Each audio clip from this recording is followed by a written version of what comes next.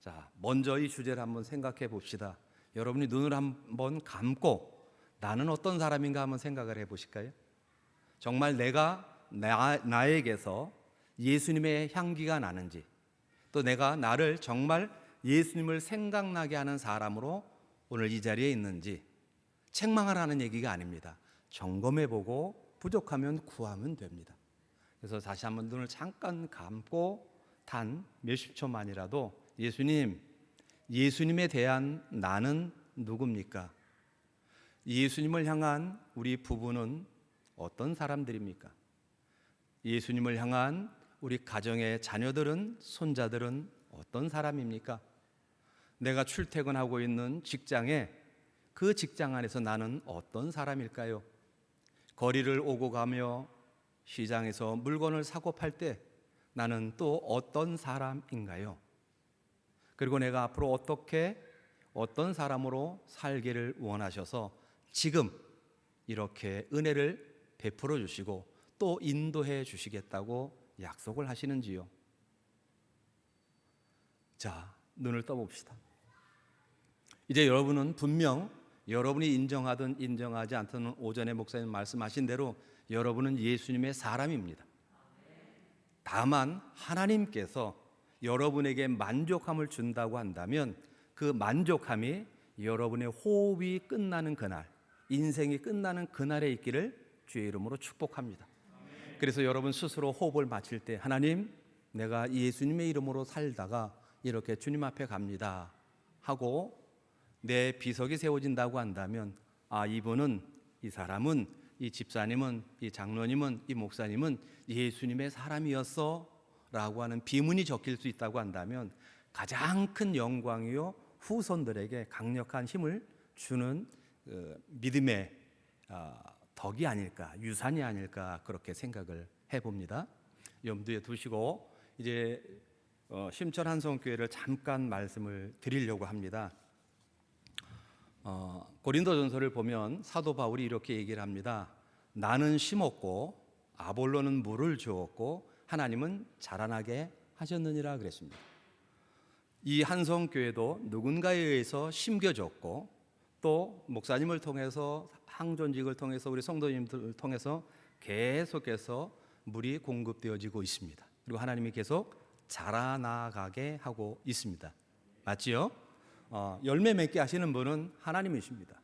우리가 보기에 외적인 열매가 아니라 정말 생명나무의 열매를 원하시는 그분이 딱 먹었을 때 달고 맛있고 향이 나고 흡족해 할 그런 열매, 그런 열매를 맺어가고 있는 줄로 믿는데 심천에 있는 한성교회도 심천 한성교회가 중국 광동성 심천이라는 곳에 심었습니다.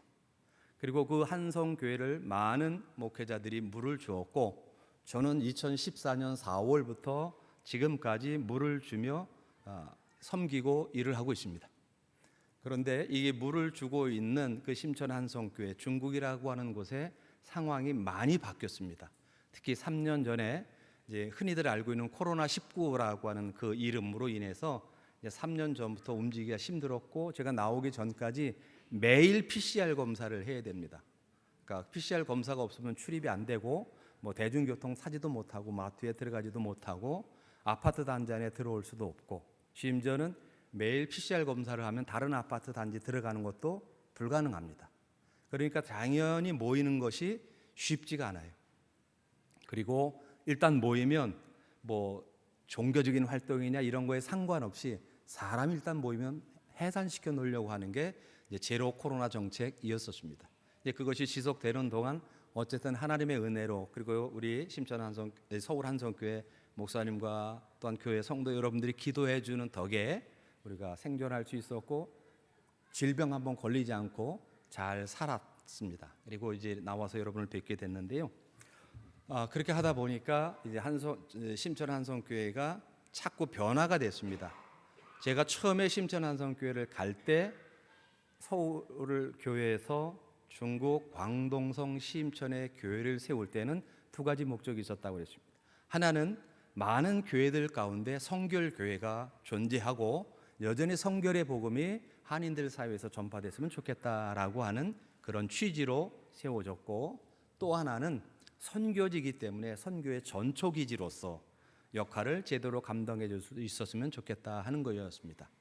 그래서 성결의 복음은 여전히 선포되어졌습니다. 왜냐하면 그곳에서는 일상적인 생활보다는 복음적인 것을 계속 전할 수밖에 없었고, 성결교회 신자냐 장로교회 신자냐 이런 개념이 아니라 오는 성도들에게 성결의 복음, 중생, 성결, 신유, 재림의, 그리고 이제 오늘 내가 어떻게 그리스도와 성령과 말씀과 동행하는가 하는 성결의 복음을 계속 전해왔습니다. 그러다 보니까 예배 형태에 참석하고 하나님이 보내주시는 영혼들이 차츰차츰 구성원이 바뀌어졌어요. 그런데다가 3년 전 코로나가 시작이 되면서 이제 여러 가지 외적이고 내적인 요건들이 이제 복합적으로 발생을 하면서 한인들은 줄어들고 빠져나가고 또 나갔다가 못 들어오고, 남아있는 분들도 여전히 이제 생계를 이어나가기 어려운 상황이 되기도 하고. 근데 이 코로나 이전서부터 유독 이 교회에서 그런 취지와 목적을 가지고 설립해서 그랬는지 이제 한족 형제들이 계속 들어오는 거예요. 그것도 젊은 청년들, 뭐 해외 유학을 갔다 온 청년들, 또 그렇게 해서 그런 친구들과 교제하던 청년들, 그렇게 계속 몰려들면서 자연스럽게 청년의 교회가 이제 주류를 이루게 됐었어요. 그리고 최근까지도 그 영혼들이 중심이었습니다. 그리고 점차적으로 예배 구성 인원들이 이제 현지화됐어요. 그래서 예배 시작부터 끝까지 통역을 세워서 예배를 드리고, 아까 기도문 보셨던 것처럼 그렇게 해주면 한족들은 중국말로 하고 또 한국 사람은 한국말로 하고, 그렇게 해서 예배를 드리다 보니까 이제 여러 가지 일들이 생길 수 있었습니다. 그럼에도 불구하고 이들이 떠나지 않고 함께 예배를 드렸어요. 그래서 하나님이 왜 이렇게 하실까 하다가 이제 더 이상 모일 수 없는 그런 상황들이 계속 발생을 해서 이제는 안 되겠다 싶어서 한족 형제 자매들을 분리 독립을 시키기로 했어요. 생명이 있으면 나타나는 현상들이 있습니다. 오전에 말씀하셨던 것처럼 반드시 생명이 있는 나무는 뿌리를 더 번식해 갑니다. 그리고 땅 위에서 눈에 보이게 가지를 더 번식해 나가고, 그러면서 또 많은 열매들이 더 많이 맺혀집니다. 그런 것처럼 이제 이 심천 한성교회는 이 중국인 현지 젊은 청년들을 중심으로 해서 중국식 교회로 분리 독립을 해야 되겠다. 그것이 현재 모이지도 못하는 상황이라든지 여러 가지에 맞물려서 적합하겠다, 이렇게 결정을 내렸어요. 왜냐하면 하나님이 중국의 교회를 시작할 때 최초 형태는 가정교회 형태입니다. 그러니까 아마 공산당이 들어설 것을 아셨는지는 모르지만 어쨌든 가정교회 형태가 중국 사람들의 성향이나 교회 성장에 맞았고, 등서평이 82년도에 개혁개방을 시작하기 전까지 기독교가 소멸됐을 거라 여겼던 중국에 도리어 더 많은 기독교인들이 성장해 있었어요. 하나님이 자라나게 하셨던 거죠. 그런 걸 보면 여전히 중국의 교회의 일반적인 특색은 가정교회가 맞는 것 같다 생각을 했고, 이제 개혁 개방을 하면서 이 중소도시나 농촌에 있던 많은 젊은들이 도시로 모이다 보니까 이제 도시형 가정교회가 이제 절실하게 요구가 됐습니다. 근데 가정교회가 두 가지 형태로 나타났어요. 하나는 이제 다른 나라들도 왔다 갔다 해보고 여행도 해보고 하다 보니까 건물도 있고 사람들이 많이 모이는 그런 교회가 보이니까 가정교회들도 그렇게 큰 건물을 렌트해서 모이고 그랬어요.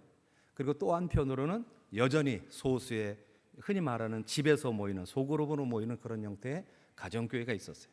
근데 중국 공산당이 차츰 이렇게 바라보니까 교회가 너무 커지는 거예요. 그리고 공산당원 안에도 크리스찬 숫자가 점점 많아지는 거예요. 지금 현재 중국 인구 14억이 넘는데 그 가운데 8천만에서 9천만 명이 공산당원입니다. 근데 그 가운데 지금 60-70%까지도 보는 사람이 있어요. 그러니까 절반 가까이가 그리스도인이면서 공산당원인 사람들이 있다라고 평가를 내리는 분들도 있습니다. 요지는 뭐냐면 공산당원 내에 그리스도인의 숫자가 늘어난다는 거예요. 그러니까 이거는 이제 국가 위기의 문제로 인식을 해서 야, 교회에 대한 문제를 정리를 해야 되겠다 해서 두 가지 큰 일을 하나 한 것이 뭐냐면 2017년에 중국 내에 있는 모든 선교사들 거의 다 내보냈습니다. 그래서 중국 안에서 하던 선교사님들이 그때 거의 다 철수하고 늦으면 2018년도 이렇게 됐고요. 이제 또 하나는 뭐냐면 이 기독교의 복음을 변질시키는 일을 해야 되겠다 해서 2018년도부터 2018년 12월 25일 날 시진핑 국가주석이 성탄절날 전 세계를 향해서 공개적으로 선포를 합니다. 중국에 있는 성경을 중국식으로 바꾸겠다. 그러면서 여러 가지 이제 지침 사항들이 나왔어요. 근데 그거를 보면서 이제 깜짝 놀란 것 가운데 하나는 여러분 성경이 바뀌면 어떻게 될까요? 당연히 신앙이 바뀌겠지요. 근데 성경을 눈에 띄게 바뀔까요? 안 띄게 바뀔까요? 당연히 거의 모르게 바꿔요. 그렇게 바꿔놓고 우리 말에 아 다르고 어 다르고 하듯이 이렇게 바꿔놓는 작업을 진행을 하면서 그 성경을 날마다 보고 읽고 하는 교회 안에 이제 중국의 이제 정부가 인정한 교회 안에는 공산당 서기가 항상 예배 참석을 합니다. 그 다 체크하고 오고 하는 사람들 체크를 하는데 이제는 어떤 식으로 바뀌었는가 하면 목사님이 사전에 설교 원고를 작성을 하면 그 공산당 서기한테 사전에 검열을 받아야 돼. 그래서 체크해주고 하지 말라는 것은 하지 않고 설교를 해야 되는 상황까지 갔어요. 그게 중국 정부가 인정한 공식적인 교회들이에요. 그러니까 이렇게까지 되어지는 모습을 보면서 저희가 생각한 것이 그러면 성경이 변화되어진다고 한다면 앞으로 태어나는 모든 그리스도인들은 변질된 아니면 왜곡된 성경 진리 신앙을 가질 위험도 대단히 크겠다. 그래서 저희 이제 교회에서는 성경 갖기 운동을 했어요. 그리고 두 번째, 이 성경을 없어질 수도 있으니까 각자 부르심에 맞게 말씀들을 암송해라. 만약에 성경이 없고 요즘 젊은이들 여기 앱에 있는데요 그래요. 근데 사실 앱은 끊어버리면 그만이에요. 그리고 앱에 의존해서 성경을 보던 사람들 인터넷 신호 끊으면 무용지물이잖아요. 그래서 마지막까지 한 것이 뭐냐면 말씀을 암송을 해라. 의무적으로 하는 게 아니라 나의 부르심에 또 나의 어떤 성령의 은사에 맞게 또 나에게 주신 비전에 맞는 말씀들을 모아서 암송하고 그것을 잘 기름지게 해라. 그러고 나면 혹시 안 오면 상관이 없지만 어떠한 때가 도달했을 때 그 말씀이 여러분의 영혼을 지키고 여전히 그런 가운데서 주님의 일을 해나가는 자라나게 하시는 일을 할 것이다.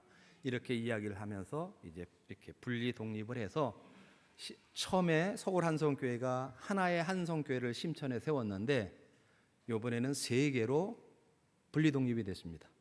그래서 형태는 이런 건물을 가지고 있던 형태가 아닌 가정에서 모이는 소그룹으로 모이는 2개의 한족교회, 중국인 교회가 생기고 거기에 남아 있는 조선족이라든지 이제 국제가정에 있는 분들을 중심으로 해서 이제 또 조그마한 공간에서 예배를 드리는 이러한 또 우리 형태들. 그래서 그 교회에서는 제가 계속 예배를 인도하고요. 나머지 중국인 교회는 적당한 리더를 세워서 스스로 성장해 나갈 수 있도록 맡겨놨습니다. 성경 사도행전에 또 서신서들을 보면 사도들이 나가서 복음을 그렇게 전하고 아무개 집에 있는 누구의 교회, 무슨 교회 이렇게 하잖아요.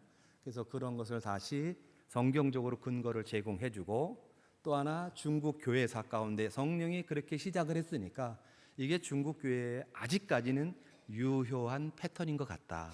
그러니까 여러분들이 그렇게 준비를 하고 또 하나 도시에 살다 보니까 도시 물가가 현실적으로 많이 높아져 있어요. 그러다 보니까 이제 건물을 렌트에 산다는 거는 한인들이나 현지인들도 어렵게 됐어요. 그리고 이제 공안에 계속된 감시도 있고 하고 그러기 때문에 이제는 발전된 도시 안에서 도시에 맞는 가정교회 형태를 갖추되 여러분들이 자유를 누렸으면 좋겠다. 이렇게 이제 방향을 제시를 해주고 이제 분리 독립을 시켜놨습니다. 그래서 매달 최소한 한 번 정도 이상은 여러분들이 모일 때 어떤 그 모임이나 내용들이 있으면 나한테 알려달라. 제가 그렇게 해서 요즘은 보안이 너무 심각합니다. 그래서 알려주면 제가 그것을 가지고 여러분들 지금 아무것도 못 보여드리는 이유가 그랬습니다. 그러니까 그런 걸 양해하시고 만약에 한국식 개념으로 건물이 있어야 된다든지 어떤 그 센터가 있어야 된다 하는 개념도 유효하고 맞습니다. 그렇지만 또 다른 측면에서 그렇게 현지화 시켰다라고 하는 사실을 여러분이 유념해 두시고 지속적으로 기도를 해 주시면 좋을 것 같다 하는 말씀을 드립니다. 왜냐하면 다른 한인 교회들은 전부 다 한국 사람들만 중심으로 해서 모이는데 저희 교회는 우리 이제 나와 계신 정성필 장로님, 김문혜 권사님 계실 때도 계속 중국 사람들이 오는 거예요. 청년들이 오고 심지어는 코로나 기간 안에는 어른들이 와요. 근데 그 가운데는 안 믿던 사람들이 와요. 심지어는 교회 청년 쌍둥이 자매가 있었는데 이 자매의 부모님이 이혼을 했어요. 이혼을 해서 배다른 동생이 있어요. 그렇지만 여전히 아버지를 구원받기 원하고 어머니도 구원받기를 원하고 할머니도 구원받기를 원해서 계속 기도를 해요. 그런데 이제 지난해 말에 이 쌍둥이 가운데 언니가 결혼을 홍콩 사람이랑 하게 됐어요. 그래서 저희가 이제 영상으로 마음껏 축복해주고 사실은 2000년도에 저보고 주례를 해달라고 이미 약속을 받았는데 이제 이런 상황 때문에 홍콩에 있는 남편을 쫓아가서 있느라고 영상으로 예배를 드렸는데 그날 그렇게 바라던 부모가 난생 처음 예배에 참석을 했어요. 그래서 그 광경을 보여주면서 영상으로 보여주면서 부모님 나와서 같이 예배 드린다 하고 이제 축복기도 하고 나중에 그게 좋았던지 그 부모님들이 저희 부부를 초청을 해서 같이 이제 오찬을 나누면서 또 이런저런 이야기를 나눴습니다. 그러니까 하나님이 심고 자라나게 하는 일에 있어서는 자라다 말아서 문제가 있거나 손을 좀 봐줘야 되고 치유와 회복이 필요한 사람들도 보내주시기도 하고 또 누군가 열심히 기도했는데 우리가 추수하기 위해서 오는 그런 새로운 영혼들도 있고 또 성도들 안에서 정말 살아계신 하나님을 경험하고 난 다음에 자기 가정이 구원받기 위해서 기도하다가 이렇게 어려운 발걸음이지만 부모님들이 나와서 예배를 드리는 그러한 상황도 있었기 때문에 이제 심천 한성교회를 세우신 하나님 그리고 세울 수 있도록 이 한성교회가 큰 일을 하고 여전히 지금도 큰 일을 하고 있다는 사실을 다시 한번 함께 영광 돌리면서 여러분을 격려하면서 이렇게 보고를 좀 말씀드립니다. 그리고 여전히 이제 이번에 제가 나오면서 있었던 거는 지난 26일부터 27일까지 중화권 선교사 그 수련회가 교단에서 마련한 행사가 있었어요. 그거 하고 그다음에 또 제가 개인적으로 이렇게 치료도 받고 해야 될 여러 가지 일들이 있어 나와서 지금 일을 보고 있는 상황에 이제 와서 여러분에게 보고할 수 있는 기회가 됐습니다. 그러니까 심천 한성교회에서 기도해 주시고 후원하시는 한성교회 그리고 또 특별히 헌금하시고 더 기도하시는 또 마음 애틋한 여러분들이 쉬지 않고 계속해서 기도하시면 하나님은 여전히 기쁘고 즐겁게 일하셔서 하나님이 계획하신 일을 또 그 교회의 머리가 되신 예수님이 자기의 영광을 위해서 여전히 일하실 것임을 믿고 저와 여러분 모두 합력해서 중국 땅에서 여전히 예수님만이 주와 메시아이시고 공산당보다 더 크신 분이 우리 구주 예수님이시고 부활의 산 소망 가운데 어떤 박해나 시련이 있어도 우리가 부활의 산 소망을 놓지 않을 것을 여러분이 위해서 기도해 준다고 한다면 그 땅에 있는 그리고 우리 한성교회와 접촉했던 영혼들이 큰 힘을 얻으리라 믿습니다. 자, 오늘 말씀을 좀 잠깐 나누려고 합니다. 다시 한번 상기해 봅시다. 제목이 뭐였었죠? 예수님을 생각나게 하는 사람. 혹시 옆에 있는 뭐 남편이든 아내한테 여보, 아무개 집사님, 나 어떤 사람이 한번 물어볼 수 있을까요? 그리고 자신 있게 한번 대답해 줄 수 있을까요? 당신은 정말 예수님의 향기가 나는 예수님의 사람이야. 한번 해볼까요? 저는 어떨까요? 여러분은 어떨까요? 중요한 거는 사람이 맡을 수 있는 향기도 중요합니다. 수평적으로 그리고 동시에 수직적으로 하나님께서 흠양하실 그 향기도 중요합니다. 그러니까 어쩌면 지금은 하나님께로만 향기가 향하고 있는 분도 계실 거고 지금은 어떤 분은 또 수평적인 향기가 이렇게 번져나가고 있는 분도 계실 것이니까 절대 자책하거나 책망하거나 여러분을 이렇게 가두지 마세요. 한 군데 성경을 찾아보겠습니다. 고린도 후서 2장을 잠깐 한번 찾아봅시다. 고린도 후서 2장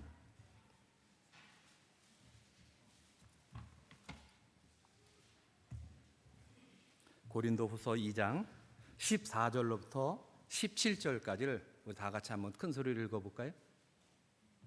시작.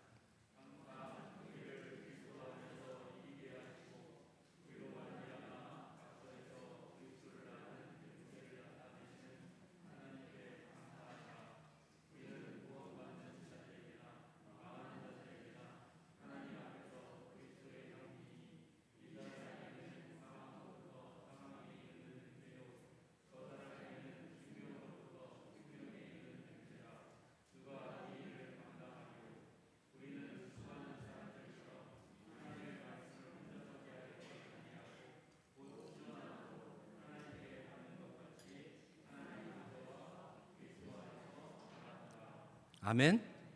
이 말씀을 여러분이 믿음으로 받으셨지요? 여기에 수평적인 것과 수직적인 예수님을 생각나게 하는 사람의 모습이 있어요. 그러니까 사도 바울이 고린도 교회에 말하면서 전하고 또 하나님 대신해서 말씀을 증언하기를 우리는 모든 곳에서 그리스도의 향기라고 얘기를 합니다. 수평적인 차원이죠. 믿는 사람에게나 믿지 않는 사람들에게나 우리는 그리스도의 향기예요. 믿는 사람들에게는 생명의 향기로 나타날 것이고 믿지 않는 사람들에게는 죽음의 향기로 나타날 거예요. 이게 수평적인 거예요. 그래서 이러한 그리스도의 향기, 예수님을 생각나게 하는 사람은 다른 말로 그리스도의 향기라 표현을 했고, 또 다른 곳에서는 그리스도의 냄새다 이렇게도 표현을 하기도 하고 다양하게 표현을 합니다. 그리고 수직적으로는 뭐라고 얘기를 합니까? 하나님을 향해서 하나님께 대한 우리가 향기다, 그리스도의 향기다 이렇게 표현을 하고 있어요. 예수님을 생각나게 하는 사람을 다른 말로 하면 이처럼 그리스도의 냄새가 나는 그리스도의 향기를 풍기는 사람이지요. 저와 여러분이 알고 있는 지식에 의하면 이제 바나바와 바울이 안디옥에서 하나님의 말씀을 가르쳤습니다.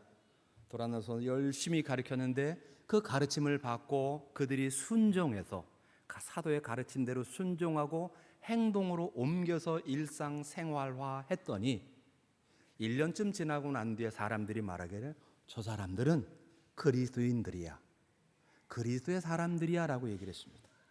그래서 아마 그 이후부터 저와 여러분 모두 앞으로 주님 오실 때까지 우리들을 그리스도인이라 이렇게 이야기를 합니다. 교회 안에서 그리스도인입니다. 교회 바깥에서 그리스도인임에는 변함이 없습니다. 다만 그리스도의 향기를 나타내게 하는 방식이나 생각에 있어서 약간의 차이가 있을 수도 있고 미숙함이 있을 수도 있습니다.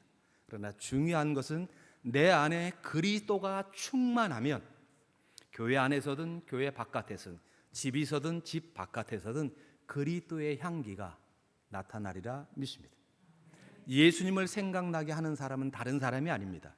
내 심령 가운데, 내 생각 가운데, 내 육체 가운데 누가 충만한 사람이에요?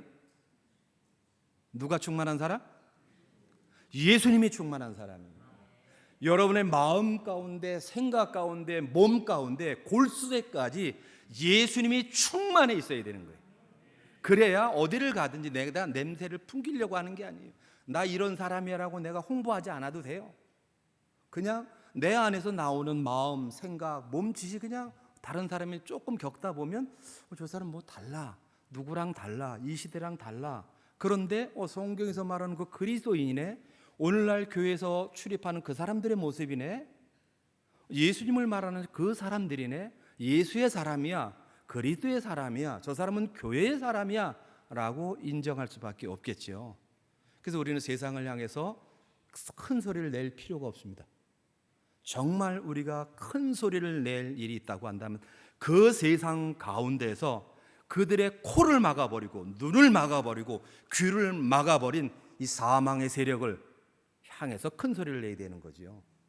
예수님이 교회를 세우면서 예수님을 생각나게 하는 사람을 만들려고 한 것이 교회잖아요.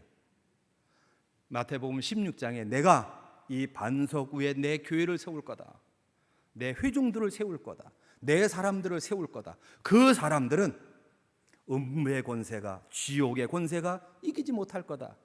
왜요? 예수님이 지옥의 권세를 멸하는 자였으니까, 사망의 세력을 잡은 자를 멸하시는 분이었으니까, 그 분이 우리 안에 들어오면, 그분이 내 심령 가운데 있고 그분이 내 생각 가운데 있고 그분의 말씀을 순종하는 그 순종이, 즐겨 순종하는 영이 내 골수에까지 기름져 있다고 한다면 음부의 권세가 사방으로 나를 둘러싼다 하더라도 우리는 넉넉하게 이기는 자잖아요.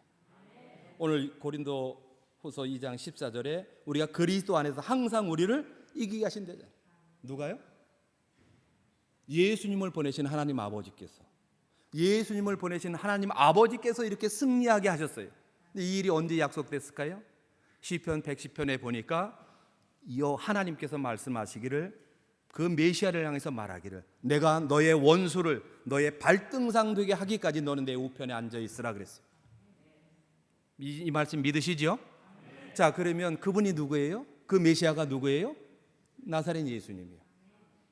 땅에 있을 때도 땅에서 역사하고 있는 그를 이겼어요. 그리고 그가 가지고 있는 최종적인 권세, 보루가 어디냐면 죽음의 세계, 땅 아래. 그러니까 예수님이 거기도 정복을 해야 되는 거예요. 그래서 십자가에 죽으시고 그곳에 가서 3일 동안 초토화시키는 일을 하고 사람이 겪어야 될 죽음의 고통을 다 겪으셨어요. 그리고 어떻게 하셨어요? 사흘 만에 그곳에서 나오셨어요. 할렐루야. 이게 부활이잖아요. 예수님의 승리가 부활이잖아요. 예수님을 생각나게 하는 사람은 그 속에 부활의 영이, 부활의 능력이, 부활의 말씀이 강력한 사람입니다. 아까 기도했던 에베소 1장 17절부터 19절 가운데 보면 하나님이 우리에게 베푸신 능력이 얼마나 크고 놀라운지 알기를 원한다고 그랬어요. 그리고 그 다음 구절인 20절에 보면 그 능력이, 하나님의 능력이 그리스도 안에서 역사하사 죽은 자 가운데서 그를 살리시며, 할렐루야. 여러분이 예수 그리스도를 믿을 때 여러분이 이미 하나님께 대하여 죽어있던 사람들이에요. 산송장들이었어요. 그런데 누군가가 나에게 예수라는 생기를 불어넣어주고 성경 말씀이라는 생기, 진리를 불어넣어줘서 내 속사람이 살아난 거잖아요. 그러니까 그것이 우리 속사람이 새롭게 살아난 것을 예수님을 생각나게 하는 사람이었던 사도 바울을 통해서 고린도 후서 5장 17절에 새로운 피조물이라고 했어요. 할렐루야. 여러분이 예수님을 생각나게 하면 여러분의 향기를 맡고 죽었던 자가 살아나요. 그 향기는 다름이 아니라 태초에 형상으로 만들어 놓았던, 흙으로 만들어 놓았던 그 사람의 코에 생기를 불어넣는 하나님의 호흡인 거예요. 향기는 하나님의 호흡이에요. 생명의 기운을 불어넣으면 사는 거예요. 여러분이 가면 악취가 물러나고 썩고 부패하고 파리떼리 드글드글 대던 그 악취가 사라지고 생명의 향기, 예수님의 향기가 날 수밖에 없는 거예요. 예수님이 이 일을 하늘에서 이미 성취하셨기 때문에 지상과 지하에서 성취하시려고 오신 거예요. 그리고 여러분이 그분을 알고 믿고 받아들여서 지금 여러분이 영생을 누리고 있는 거예요. 어떤 분들은 그런 얘기해요. 나 아직 영생을 누리고 있지 않은데 나 죽으면 천국 갈 거야 하는 분들이 많더라고요. 그런 분들은 그 생각을 바꾸시는 게 성경적 진리입니다. 여러분은 지금 천국에서 살고 있어요. 천국에서 살고 있기 때문에 세상에 대해서 근심, 걱정, 염려하지 않는 거예요. 사망이 몰려와도 사망아, 너보다 더 크신 분이 내 안에 계셔. 너를 이기신 분이 내 안에 계셔. 사망을 꾸짖을 수 있는 거예요. 이건 여러분이 실제로 하셔야 돼요. 이 사망의 세력을 잡은 자 마귀를 없이 하셨다라고 히브리서 2장에서 분명하게 선포했다고 한다면, 그 사망의 세력을 잡은 자를 멸하신 분이 내 안에 계시다고 한다면, 그 사망의 세력을 멸하신 분이 내 생각 가운데 보좌를 가지고 있다고 한다면, 우리에게 밀려오는 일상적인 삶 가운데 밀려오는 사망의 세력을 향해서 물리쳐야 되는 거예요. 그를 발로 밟아야 되는 거예요. 왜 시편 110편에 말씀하시기를 너는 내 보좌 우편에 앉아 있으라, 내가 너의 원수를 너의 발등상 되게 하기까지라고 선포했으니까 누구를 통해서 발등상을 만들까요? 하나님 아버지께서 누구를 통해서 메시아의 원수들을 발로 밟아서 예수님한테 영광, 승리를 가져다 줄까요? 예수 그리스도를 믿는 여러분, 예수 그리스도 이름을 부르는 여러분, 예수님이 하신 말씀을 가지고 있는 여러분들을 통해서 하나님이 일하시는 거예요. 그래서 여러분 안에 계신 말씀이 그 검이 되고, 성령의 검이 되고 말씀의 검이 돼서 그거로 이기고 승리하는 거예요. 우리는 이기기 위해서 이기는 게 아니에요. 예수님이 이겨놓은 것을 내가 확인하는 거예요. 신앙의 즐거움은, 예수님을 생각나게 하는 것은 다른 종교들처럼 내가 뭐 이만큼 하고 내가 뭘 이렇게 헌신하고 내가 이만큼 고행을 해서 얻는 게 아니고, 예수님이 하늘과 땅과 땅 아래에 있는 모든 것을 성취했기 때문에, 예수님, 이 사망의 세력을 예수님이 승리하셨죠? 이기셨죠? 저도 이기는 자입니다. 그리고 이길 수 있도록 이미 나에게 예수님의 권세와 능력을 주셨어요. 그 능력이 부활의 능력이에요. 그 권세가 예수님의 이름이에요. 여러분이 일상생활 가운데 이것을 경험하셨어야 돼요. 매일 먹고 마셨었어야 돼요. 그리고 이것을 써서 나만 유지되는 게 아니라 내 이웃, 내가 사랑하는 사람들이 사망에서 건져지거나 그런 위협을 받고 있을 때 내가 지원군으로 가서 구출해 내야 돼요. 자, 아까 목사님 말씀하셨던 아브라함과 롯이 있었지요. 롯이 어떻게 해요? 잡혀가잖아요. 누가 가서 구해줘요? 아브라함이 데리고 간 사람들이 누구예요? 자기 집에서 자기가 훈련시킨, 오늘날로 말하면 사병이죠. 318명의 날랜 용사들을 데리고 와서 구출해 오는 거예요. 롯만 구했나요? 다른 것까지 다 구출하는 거예요. 이게 예수님을 생각나게 하고 하나님의 능력을 여러분에게 주고 예수님의 이름의 권세를 주신 이유예요. 예수 그리스도를 알지 못하는 자들, 죽어 있는 자들이죠. 그래서 우리 교회 성도들한테 제가 계속해서 이야기합니다. 여러분 버스를 타든 기차를 타든 전철을 타든 기도하십시오. 제가 문자를 매일마다 보내주는 것 가운데 하나가 고린도후서 4장 4절의 말씀을 인용해서 합니다. 여러분 고린도후서 4장 4절을 한번 볼까요?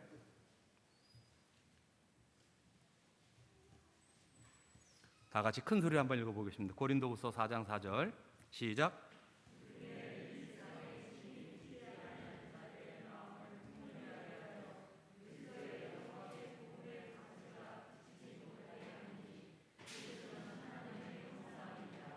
아멘. 자, 여러분이 이제 전철을 타고 버스를 타고 차를 운전하고 가면서 여러분 눈에 들어오는 모든 사람들을 향해서 그 사람이 믿는 사람인지 안 믿는 사람인지 모르잖아요. 나는 알지만, 내가 내 자신을 알지만 나 아닌 다른 사람은 몰라요. 그죠? 그래서 여러분이 이 고린도후서 4장 4절의 말씀과 이 씨앗과 이 검을 사용하세요. 어떻게 사용하는? 제가 늘 하는 방법입니다. 이제 전철을 타면 하나님, 전철 저 끝에서 저 끝에까지 탄 사람들 숫자는 몇 명인지 몰라요. 그러나 전철 안에 탄 사람은 딱 2사람밖에 없습니다. 한 사람은 남자, 한 사람은 여자밖에 없어요. 하나님, 이 전철에 탄 모든 사람들 위에 마스크 썼으니까 더 좋아요. 내가 이제부터 복음을 선포합니다 해서 이 고린도후서 4장 4절의 말씀을 응용해요. 그러면서 사도행전 2장 36, 37, 38절에 나오는 예수님만이 주와 그리스도가 되셨음을 선포해요. 그런 다음 그 사람들의 심령 가운데 내가 예수 그리스도의 피를 뿌리노라 선포해요. 그리고 오늘 기도했던 것처럼 하나님, 저 사람들이 핸드폰도 보고 여러 가지 생각을 하니까 보고 듣고 먹고 입고 만나고 행하고 우리가 일상생활을 하는 것 가운데 지혜와 계시의 영을 주시옵소서. 하나님을 알 수 있게 해 주시옵소서. 그렇게 기도한 다음 마지막이 마태복음 9장 38절이에요. 예수님께서 말씀하시죠. 추수할 것은 많은데 뭐가 없어요? 추수할 일꾼이 심히 적으니 그랬죠. 누구한테 뭘 요청하라고 그래요? 추수할 주인에게. 누구를 보내달라고? 추수할 일꾼을.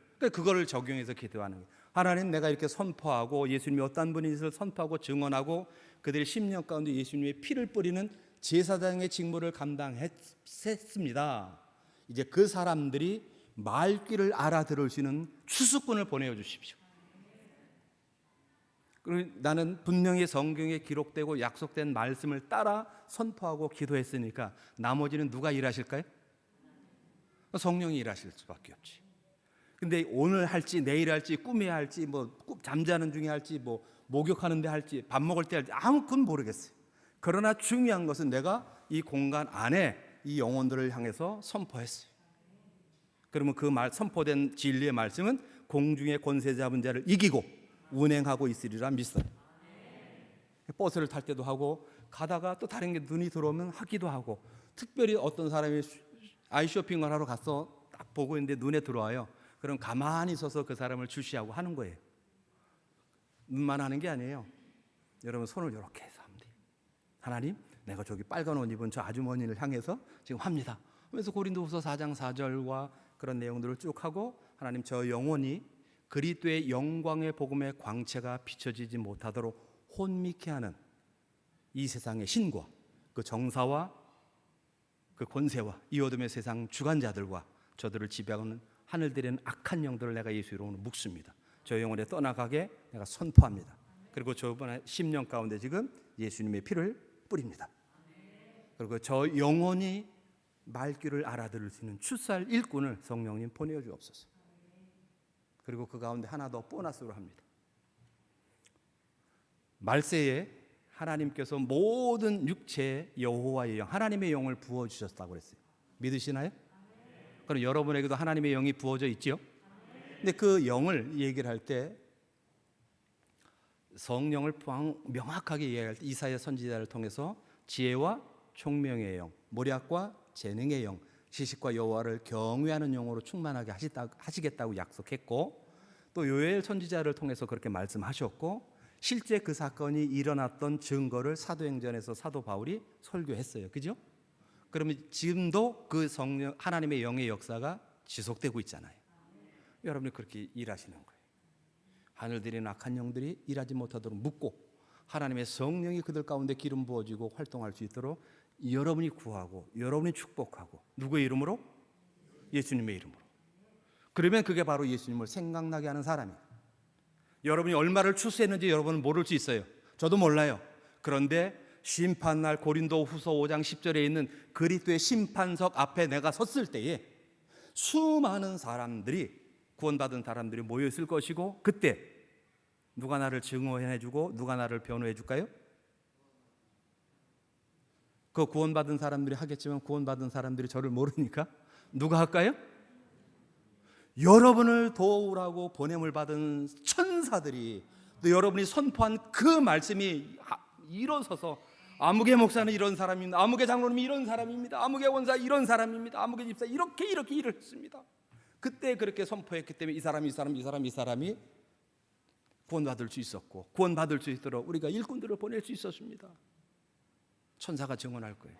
허다한 증인들이 나서서 여러분의 입을 통해서 선포되어진 그 예수님의 향기, 예수님의 생기, 죽은 자를 살리는 그 생명의 기운이 역사에서 새롭게 피조물이 됐음을, 하나님의 자녀가 됐음을, 하나님께 영광이 됐음을, 예수 그리스도의 영광을 가져온 자임을 증언할 거예요.